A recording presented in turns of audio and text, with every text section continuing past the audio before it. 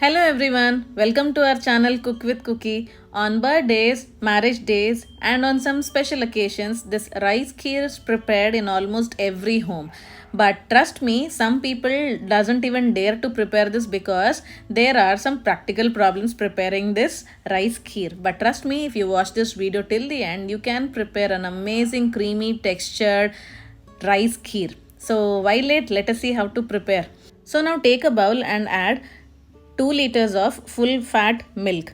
So the quantity of the milk and rice should be 1:4 ratio. Then only our rice kheer will be creamy in texture. So put it on stove on low flame and allow it to get a nice boil.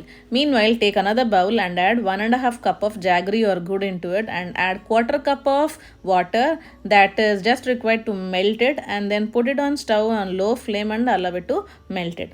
Meanwhile, when our milk is boiling, I have added ilachi powder because this ilachi powder, when we add in the beginning only, milk absorbs the flavor and gives a nice flavor and taste to our kheer. So you can see our milk is almost boiled. Until and unless you get this nice froth on top of it, do not add rice into the milk. You can see our jaggery is also melted. Now switch off the stove and then allow it to cool. Put it aside. Take a bowl and add 1.5 cup of rice to it.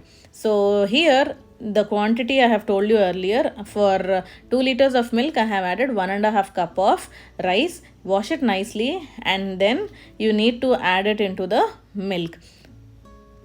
The entire process should be cooked on low flame only. If you put it on high flame, there is a chance that at the bottom of the pan you can burn it and then the rice will burn.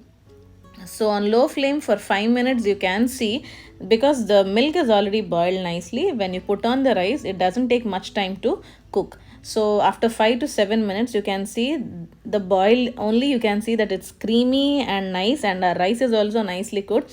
Only when the rice is cooked and soft, then only turn off the stove and then add a pinch of salt. This I have learned from my granny because she says that the salt, when we add in any sweet dish, that gives nice balance to the sweet and then nice taste also. So turn off the stove and put it aside. Meanwhile, take a bowl and add ghee into it and then add any dry fruits of your choice and fry it and then also put it aside.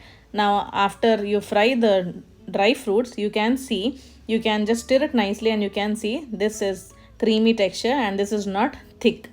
For many people, they say that curdling happens when they prepare rice kheer. This is because you add hot jaggery into the hot milk and then curdling happens. To avoid this only, I told you to cool the jaggery for some time. When you cool it down, you stain it and then add it, because some sand particles and all will be there and grass and all. So in order to avoid that, you have to stain it and then add the jaggery. You need to check the jaggery taste and then only add it little by little. If you're done, you can stop adding that and then add desiccated coconut into the kheer and then stir it nicely. You can see how creamy it is. You can see on the ladle there is a thick layer on top of it. This is the perfect texture. So this is the perfect texture. That's it. Serve it hot to your loved ones by adding your dry fruits and also the ghee on top of it. This is an amazing creamy textured rice kheer. Trust me, the simple tips you need to follow is, you should only cook the rice with milk but not water. Do not add at least a drop of water. That gives a creamy texture to your kheer, and also you need to add cooled jaggery into the milk. Then only you will have this amazing texture and flavor. I hope you like this video. Do try it and let me know how it turned to you in the comment section. Please subscribe.